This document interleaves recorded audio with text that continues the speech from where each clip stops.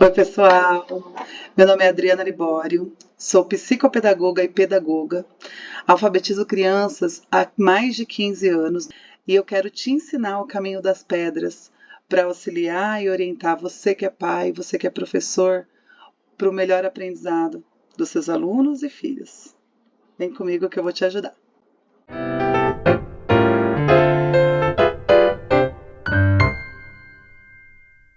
Muito bem.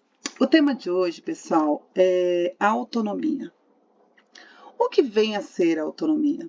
O dicionário nos diz que autonomia é a capacidade de governar-se pelos próprios meios. A capacidade que a pessoa tem, ela possui de decidir sobre aquilo que ela julga ser melhor para si mesma. A autonomia para o aluno é a capacidade dos estudantes de tomar decisões independentes e responsáveis em relação ao seu próprio processo de aprendizado. É a habilidade de ter iniciativa, independência e autoconfiança. Bom, parece simples, né? Ah, meu filho tem autonomia de tomar banho, arrumar a cama, tirar o seu prato da mesa. Essas coisas do dia a dia, elas são importantíssimas, mas nem sempre elas ocorrem, elas acontecem, tá? Então, a importância da autonomia para a criança, ela vai além dos afazeres simples de casa, só que se eles não fazem os afazeres simples de casa, eles não vão ter a autonomia necessária para a vida deles, né? E a autonomia escolar é uma entre muitas, tá? Então, por que esse tema é importante? Porque a gente vê na escola a dificuldade que as crianças têm em fazer as coisas sozinhas, né? Então, por exemplo, ter autonomia de se organizar na carteira. Então, muitas vezes a gente tem muitas crianças desorganizadas. Então, no momento que a gente precisa usar só o caderno, a gente vê caderno, mochila, estojo, vários materiais jogados por cima da carteira e por cima de tudo aquilo ele coloca, por exemplo, o caderno que vai ser utilizado ou o livro que vai ser utilizado. Então, isso é um tipo de autonomia, né? E que quando a criança não tem, isso gera um estresse, uma demora e muitas vezes isso sempre prejudica o aprendizado da criança, tá bom? Então, a autonomia ela deve ser ensinada, ela parece óbvia, mas ela não é. Tudo para a criança tem que ser ensinado, e a autonomia é uma dessas coisas, tá? A gente tem que pensar na diferença entre ser autônomo e fazer tudo sozinho, né? Existe uma diferença aí entre autonomia e estar sozinho. Na verdade, a pessoa ela pode ser autônoma em grupo, fazendo as coisas que ela precisa fazer em grupo. Por exemplo, na escola, quando a professora ela dá um comando para que eles façam uma atividade X. Aquele aluno que já está acostumado com o processo, realiza toda a atividade, quando ele termina, geralmente ele se sente incomodado, porque ele já terminou e tem outras crianças que estão fazendo ainda. Então, quando ele é autônomo, ele vai até a professora e pergunta: professora, eu posso ajudar alguém? Ou então eu posso fazer uma outra atividade, ou simplesmente ele faz. Porque no decorrer do ano, lógico que isso ocorre depois com o tempo, né? Mas no início do ano ele compreende os comandos do professor, tem professor que deixa, de repente, ler um livro, fazer um desenho, ou ajudar os colegas, né? Com o tempo, ele já vai entender que ele pode, ele simplesmente vai lá e faz. Né? Assim como em casa, por exemplo, com o tempo ele já sabe que ele tem que arrumar a cama. Então, ele já vai lá e faz. A gente para de precisar pedir para a criança que ela faça. Só que isso é um processo. Então, para cada coisa, para cada nova tarefa, ele precisa de auxílio, tá? O que eu gostaria de enfatizar aqui? Que muitas vezes a gente ensina as crianças a fazer uma coisa e a gente acha que só de falar elas já vão saber fazer. Um exemplo simples. Muitas crianças não têm o hábito de sentar e fazer o dever. Né? O dever de casa é algo que a ideia é que eles tenham autonomia. Então, muitos pais, no primeiro ano, segundo ano, eles precisam estar com a criança, auxiliar, às vezes ler, porque as crianças nessa faixa, muitas não estão alfabetizadas até o comecinho do segundo ano, primeiro ano principalmente. Então, os pais precisam estar com a criança para poder ler consigna, enfim. A partir do 3º ano, a ideia é que elas sejam autônomas, ou seja, que elas já tenham criado o hábito de se sentar em algum lugar específico, sem comida, sem bebida. Então, depois do almoço, no momento de estudo, só de estudar, sem equipamentos eletrônicos, sem televisão ligada, para que ela tenha a total concentração naquilo que ela está fazendo, tá?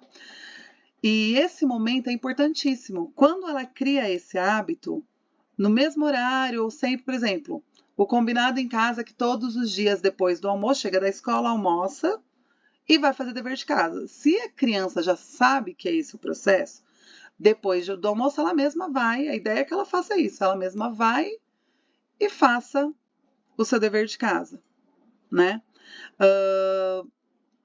E como eu disse, autonomia não quer dizer sozinha, solitária. Então, o pai e a mãe, ele precisa em casa orientar e lembrar, e sempre falar, filho, por mais que ele tenha autonomia, às vezes ele esquece, ele quer ficar no celular, filho, vai fazer dever de casa. Então, ao invés de lá no começo do 1º ano, o pai precisar ir com a criança, auxiliar, pegar mochila, ensinar, olha, pega o caderno, esse não é um livro, é só o caderno, enfim.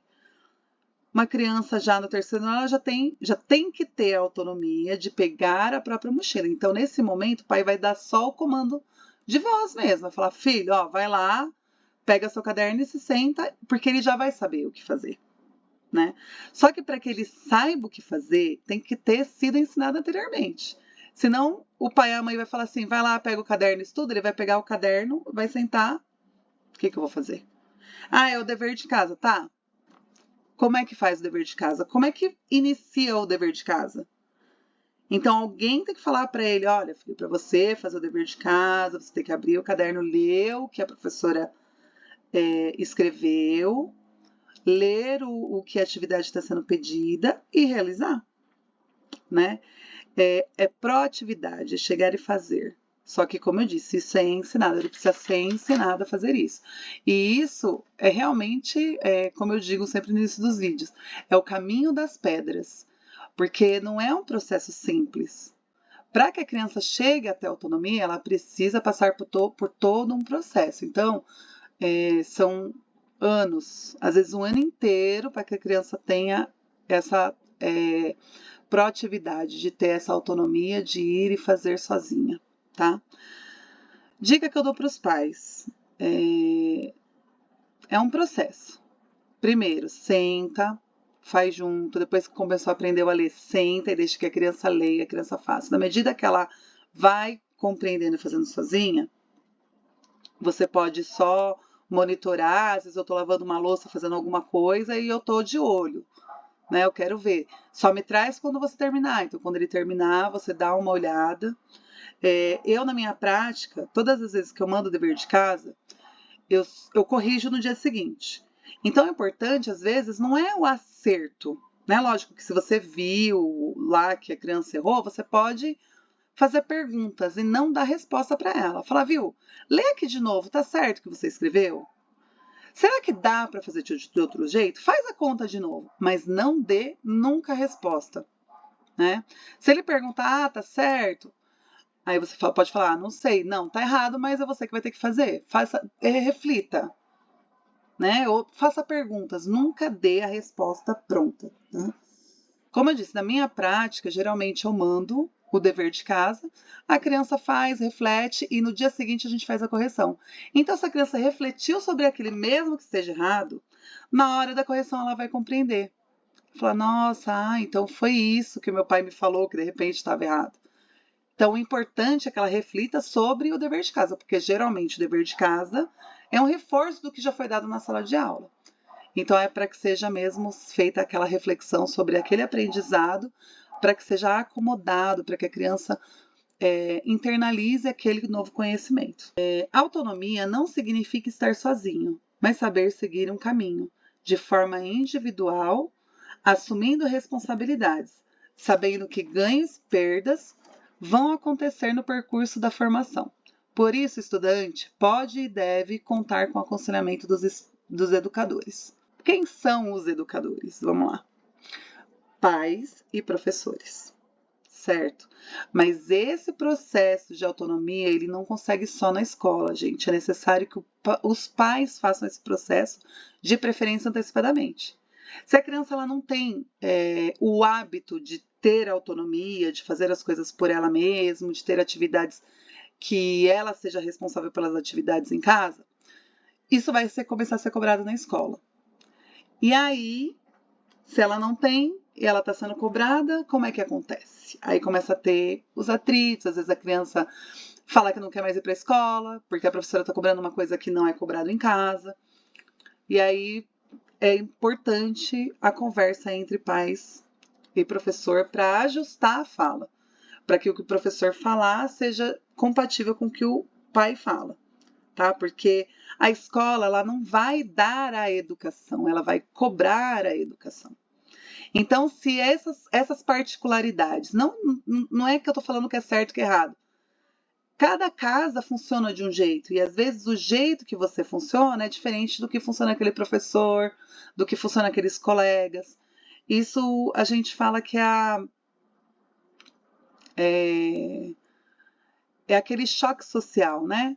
Muitas vezes eu falo sobre a questão do tomar banho. Tem gente que acorda, toma banho, ou escovar o dente. Tem gente que acorda, escova o dente, vai tomar café, depois escova de novo. Tem gente que acorda, come, depois escova o dente. Não existe certo e errado nisso. Existem regras sociais internas ali da casa, né?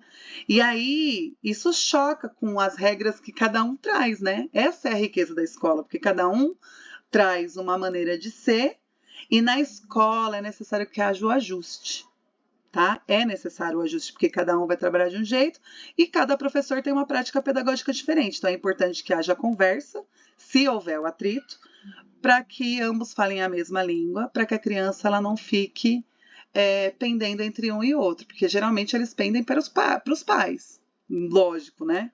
Então, o que o meu pai me fala que eu faço em casa é o que eu vou fazer em todos os lugares. E se não houvesse ajuste, o aprendizado fica prejudicado, tá bom? Como o estudante ele adquire a autonomia, né? Como eu disse, ela tem que ser ensinada e estimulada por pais e professores, tá?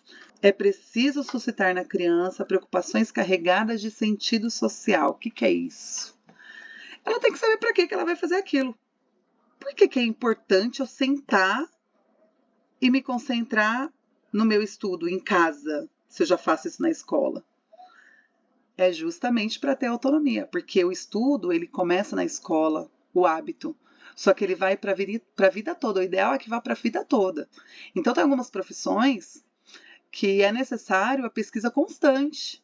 Né? Em todas as profissões hoje, o indivíduo ele precisa estar se atualizando, fazendo cursos ou procurando por ele mesmo inovações. Né? E isso demanda sentar e estudar e se concentrar. Né? Então, a gente está preparando eles para a vida. Então, é o melhor, o que a gente quer de melhor para os nossos filhos. Então, ele precisa saber esse momento de estudar e de fazer as coisas. Isso é só um início, né? Porque depois, na vida dele, na medida que ele vai crescendo, ele vai tendo autonomia para outras coisas, para tomada de decisões.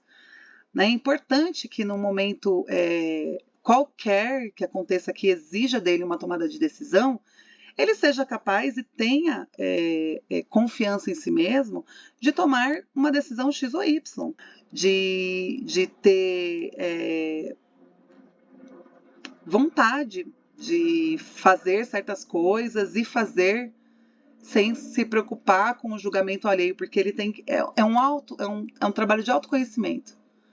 Então eu sei até onde eu posso ir, o que eu posso fazer e eu vou fazer com confiança de que eu estou fazendo o melhor para mim e para a sociedade, e principalmente para mim.